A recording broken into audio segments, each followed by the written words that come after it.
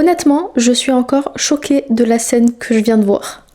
Bref, ils vont vraiment trop loin. Vous l'aurez compris les amis, aujourd'hui on va parler de la saison 7 de Elite qui vient de sortir sur Netflix et le moins que l'on puisse dire c'est que j'ai pas mal de choses à dire sur cette saison. Mais avant de commencer, je vous invite directement à vous abonner à la chaîne si c'est pas déjà fait et à mettre un petit pouce en l'air, mais également à venir me suivre sur Instagram et TikTok comme d'habitude.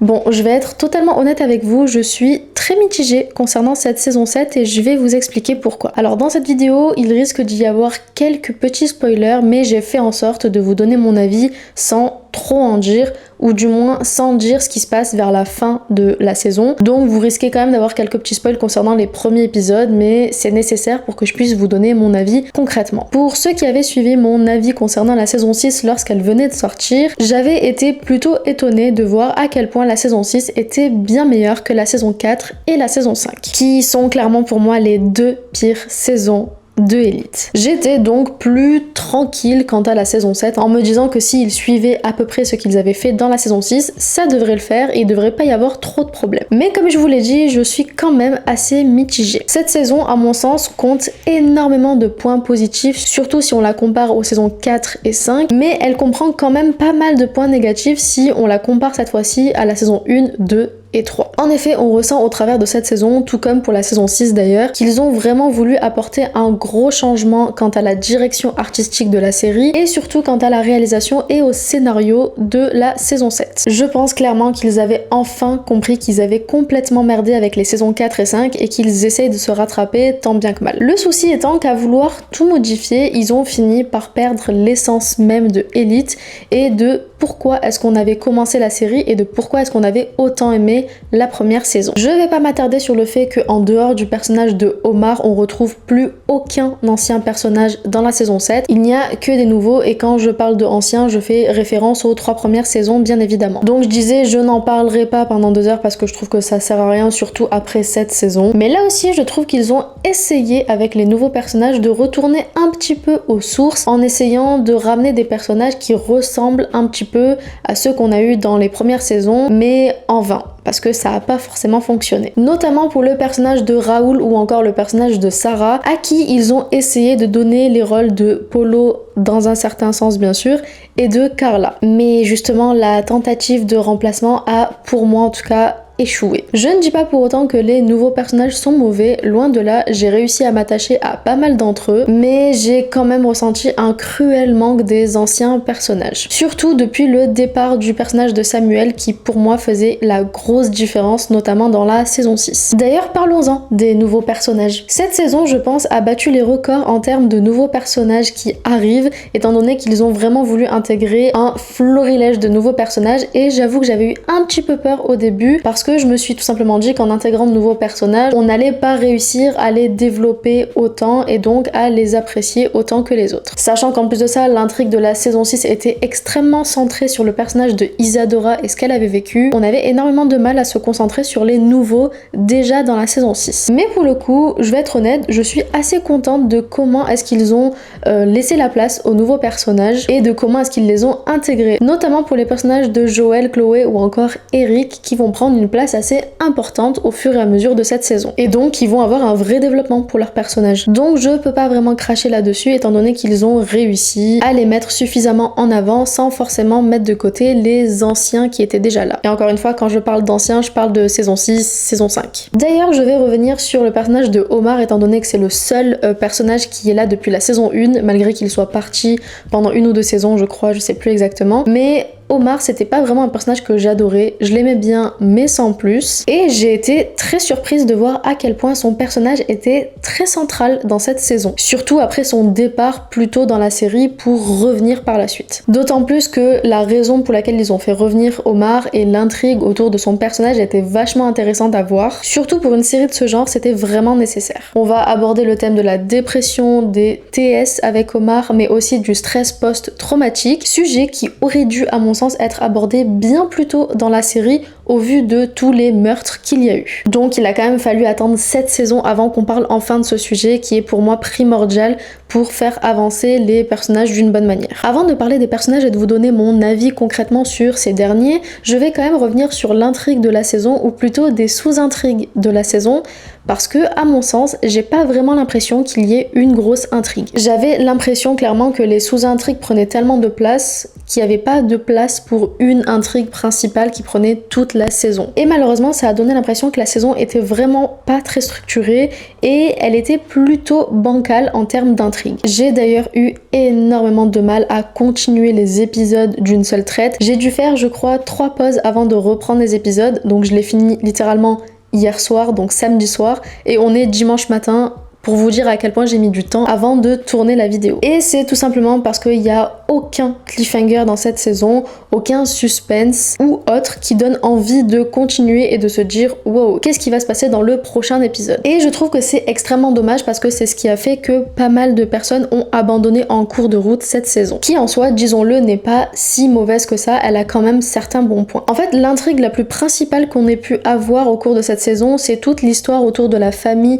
de Isadora et de Didac. On a clairement une sorte d'histoire d'amour à la Roméo et Juliette entre les deux, saupoudrée d'histoires de famille riche et de mafia. Et honnêtement, même si j'avais adoré le personnage de Isadora dans la saison 6, ça a été un vrai coup de cœur pour moi, le personnage de Isadora avec Ivan dans la saison 6. Et pour le coup, j'ai trouvé son intrigue complètement chaotique et ça m'a un petit peu perdue au niveau de son personnage. Et c'est vraiment dommage. En fait, je me suis clairement un petit peu ennuyée avec toute cette histoire de mafia qui aurait clairement pu se terminer sur 2-3 épisodes grand maximum et qui au final a duré quand même toute la saison et donc les 8 épisodes. C'était vraiment très redondant et rien de foufou en plus de ça. On n'a pas peur pour eux, on n'a pas peur pour leur couple ou pour leur vie au travers des épisodes, donc aucun intérêt à mettre ce genre d'histoire. J'ai rapidement mentionné Ivan justement en parlant de Isadora, mais je vais revenir un peu plus en détail sur son personnage. Ivan a été un gros coup de cœur en termes de personnage dans la saison 6 pour moi. J'ai adoré son personnage, j'ai adoré toute l'intrigue autour de lui et au niveau de sa relation avec son père. Et dans cette saison 7, malgré quelques petites erreurs on va dire qu'il a pu commettre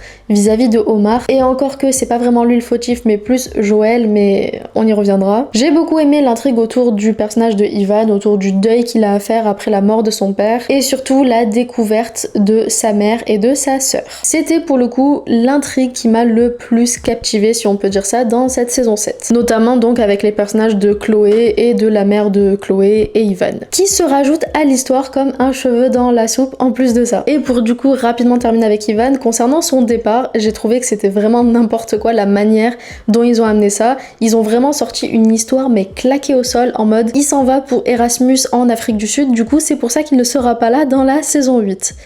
Je pense qu'ils auraient pu trouver mieux, mais on va dire qu'on préfère ça à ce qu'il meure. Donc voilà. Bon, du coup, parlons de Chloé et de sa mère maintenant.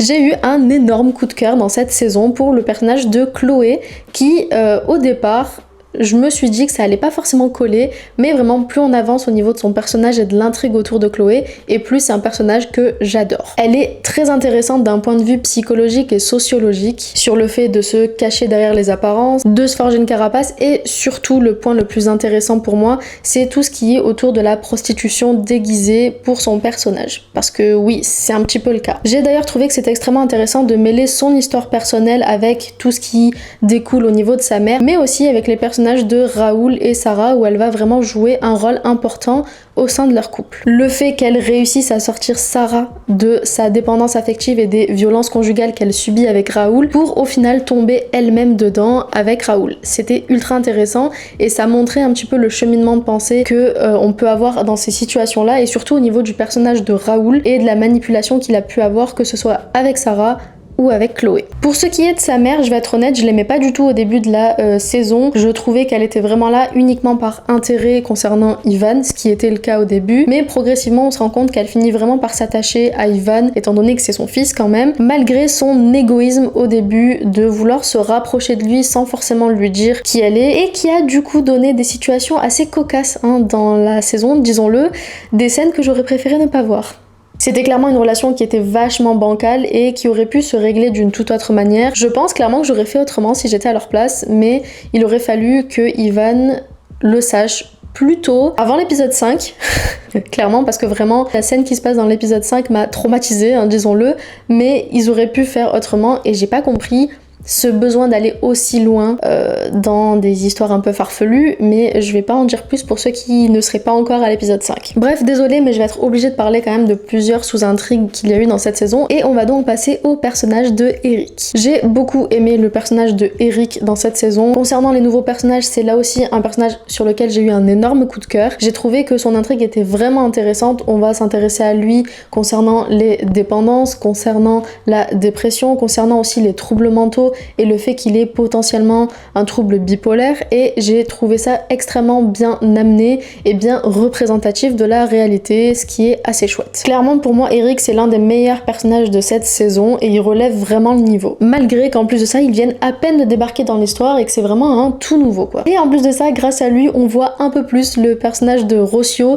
qui était vraiment inexistante dans la saison 6, alors qu'elle était là hein, mais on n'en parlait jamais, on la voyait pas, et clairement j'ai eu l'impression dans la saison 6, je vous l'avais d'ailleurs dit dans l'ancienne vidéo, que Rocio était simplement là pour remplir les quotas. Donc je suis très contente qu'au final ce ne soit pas le cas dans cette saison et que Eric a permis à ce qu'on voit un peu plus son personnage et qu'on en apprenne un peu plus sur elle. D'ailleurs que ce soit vis-à-vis de Eric ou vis-à-vis de Isadora et de toute sa famille, étant donné que la mère de Rocio est directement impliquée dans toute cette histoire. Donc c'était vachement intéressant de la voir en premier plan, à contrario de la saison 6. Bon, je vais pas revenir sur chacun des personnages de cette saison, sinon ce serait extrêmement long, étant donné qu'il y en a beaucoup et qu'il y aurait limite beaucoup de choses à dire sur chacun d'entre eux. Mais on va dire que en termes de personnages, la saison pour moi a rempli les cases et elle a fait les choses correctement. Donc plutôt contente à ce niveau-là. Maintenant, comme je vous l'ai dit, malheureusement il n'y avait pas de fil conducteur tout au long de cette saison et c'est ça le plus dommage. Encore une fois, ça nous donne pas envie de rester jusqu'à la fin et de voir ce qui se passe au prochain épisode. Donc je peux comprendre que beaucoup est arrêté en cours. En tout cas, c'est ce que j'ai pu constater,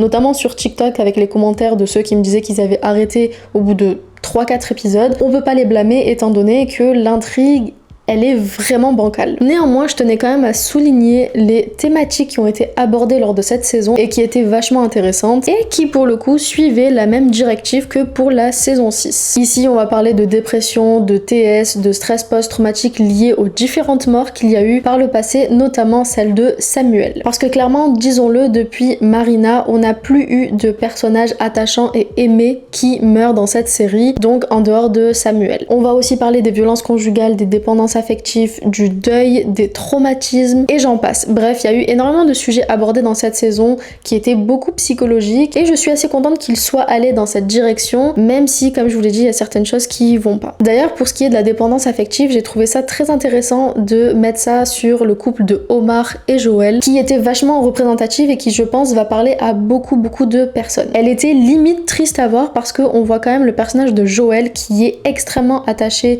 à Omar, mais qui ne ressent plus d'amour pour lui et qui du coup se force à rester avec lui de peur que ce dernier fasse une TS. Et du coup c'est ultra complexe comme relation et ultra complexe comme situation du coup, ce qui fait qu'on peut très bien comprendre Omar et on peut très bien comprendre Joël en même temps. Parce qu'en plus de ça, on voit qu'il est complètement rongé par la culpabilité de ne plus vouloir être avec lui après tout ce qu'ils ont traversé ensemble. Et j'ai trouvé que ça avait été très bien amené dans la série et qu'ils en ont parlé d'une bonne manière. D'ailleurs, faut le dire, mais je suis très contente aussi que Omar et Joël, malgré qu'ils se séparent, restent dans une très bonne entente tous les deux et qu'ils continuent à s'aider même si ce n'est pas d'une manière amoureuse. Parlons sexe maintenant. Oui, parce que je ne peux pas parler de Elite sans forcément vous parler des scènes plus 18, étant donné que ça a fait littéralement partie des intrigues principales pendant très longtemps. Je vais être honnête, je me suis sincèrement posé la question de savoir s'il y a eu du changement au niveau de l'équipe de tournage, notamment au niveau des scénaristes et des réalisateurs, parce que je trouve qu'il y a eu un vrai changement à ce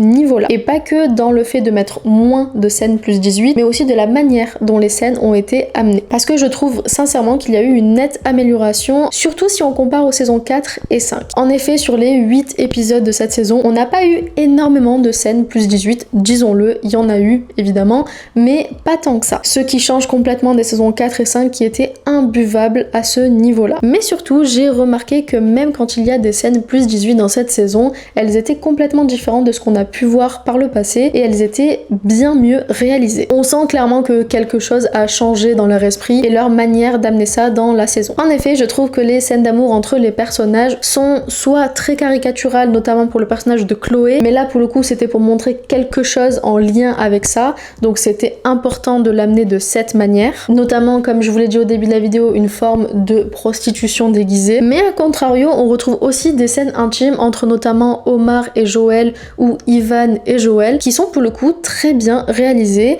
et qui sont à la limite du romantisme, chose qu'on n'a pas eu beaucoup dans Elite, faut le dire. Et bordel que ça fait du bien d'avoir des scènes qui sont amenées de cette manière pour une fois dans une série comme Elite. Parce que s'ils doivent mettre des scènes, autant que ce soit bien fait. Et pour une fois, je vais être honnête, je n'ai pas été gênée de regarder ces scènes-là. Je me souviens que pour les saisons 4 et 5, littéralement je devais avancer dans les épisodes, de une parce que ça durait extrêmement longtemps et de deux parce que c'était assez gênant à regarder. Alors que là, pour le coup, les scènes n'étaient pas du tout gênantes, elles étaient très romantiques à voir, donc pourquoi pas. Bref, je vais pas en parler pendant 2 heures, je pense que vous avez compris là où je voulais en venir. Il y a eu une vraie amélioration à ce niveau-là et on peut les remercier pour ça. Je pense qu'ils ont enfin compris qu'il fallait absolument changer cette notion pour que ça passe un peu mieux. Bon, faut vraiment qu'on parle du point négatif de cette saison. Alors certes, il y en a plusieurs et je vous en ai parlé un petit peu tout au long de la vidéo, mais je voulais vraiment revenir sur ce point-là en particulier. Pour moi, cette saison, ce n'est plus du tout Elite. Malheureusement, toute l'essence d'Elite, le côté juridique, le côté meurtre, le côté enquête avec les flashbacks, le suspense de savoir qui a tué qui, bref, tout ce qui fait qu'on a aimé les premières saisons d'Elite a complètement disparu dans cette saison. D'ailleurs, ils ont fait une erreur majeure à mon sens avec cette saison, mais la première scène du dernier épisode, donc la première scène de l'épisode 8, aurait dû être la première scène de l'épisode 1. Et je pense sincèrement que ça aurait absolument tout changer de simplement faire basculer cette scène dans le premier épisode. Pourquoi attendre 8 épisodes pour nous teaser que quelqu'un est mort et pourquoi ne pas l'énoncer dès le départ ? Je comprends pas. Ce que j'avais adoré avec Elite, notamment dans la saison 1, c'était le fait que la série commençait directement avec il y a eu un meurtre et on essaye de comprendre ce qu'il s'est passé et qui a tué cette personne. Notamment la saison 1 qui était pour moi incroyable à ce niveau-là parce qu'on avait donc les interrogatoires directement avec les élèves, la mort de Marina, le passé, le présent, il y avait des flashbacks, il y avait plusieurs temporalités et c'est ça qui faisait qu'on était accroché à la série, c'est ça qui faisait qu'on aimait ce qu'on regardait et qu'on continuait les épisodes. Là, il y a rien. Nada. On apprend qu'il y a un mort uniquement dans l'épisode 8, donc le dernier épisode, et en plus de ça, aucune temporalité, aucun flashback, rien qui nous amène à vouloir continuer les épisodes. Honnêtement, s'ils avaient annoncé dès le premier épisode que quelqu'un était mort et qu'ils savaient pas si c'était un meurtre ou un accident, ça aurait tout changé à la saison et là pour le coup on aurait été bien plus captivé par les épisodes et la majorité des personnes seraient restées jusqu'à la fin pour au moins comprendre ce qui s'était passé. Sauf que là, comment tu veux que les gens restent si ils sont pas au courant que quelqu'un est mort avant l'épisode 8? Surtout qu'en plus de ça, s'ils voulaient pas mettre 15 flashbacks et 15 temporalités, ils étaient pas forcément obligés de le faire, juste indiquer que quelqu'un était mort dès le début. Ça aurait tout changé. Parce que au final, le dernier épisode était le seul épisode assez intéressant qu'on avait envie de regarder, étant donné que dès le début, on sait que quelqu'un est mort et on essaie de comprendre qui au travers des différentes intrigues qu'il y a, que ce soit au niveau de la famille d'Isadora, que ce soit au niveau de Raoul et Sarah, que ce soit au niveau de la dépression de certains personnages et du fait qu'ils aient potentiellement fait une TS, bref, il y avait de quoi faire. Et donc dans cet épisode, c'était assez intéressant de voir tout l'épisode. Alors que les épisodes d'avant, il y a beaucoup de moments où on s'ennuie quoi. En fait, je trouve la saison plus sérieuse dans les thèmes abordés, mais aussi un petit peu trop plate par moments. Je me répète, je sais, mais il n'y avait pas de cliffhanger, il n'y avait rien qui donnait envie de regarder la suite et c'est trop dommage. À vouloir trop changer et trop bien faire, ils ont complètement changé la série et on se retrouve à regarder une saison qui n'a plus rien à voir, mais vraiment plus du tout, avec la série qu'on aimait de base. Bref, je vais m'arrêter là pour cette vidéo. Je ne sais pas si vous êtes au courant, mais la saison 8, donc la prochaine saison, sera la dernière de Elite. Enfin, ils ont compris qu'il fallait arrêter cette série. De toute façon, vu où elle va, je ne pense plus qu'il y ait besoin nécessairement de rajouter plus de saisons que ça. Enfin bref, n'hésitez pas à me dire en commentaire ce que vous avez pensé de cette saison, si vous l'avez aimé, si vous l'avez pas aimé, si vous avez arrêté en plein milieu, parce que je sais que beaucoup ont arrêté en plein milieu. Moi, si j'avais pas cette vidéo à faire, je pense que j'aurais potentiellement arrêté avant. Je me devais de faire cette vidéo, donc je devais de regarder la série en entière. Bref, je vous invite à laisser un petit pouce en l'air si la vidéo vous a plu et à vous abonner à la chaîne si c'est pas déjà fait, parce que vous êtes quand même, je crois, 70% à regarder mes vidéos mais à ne pas être abonné.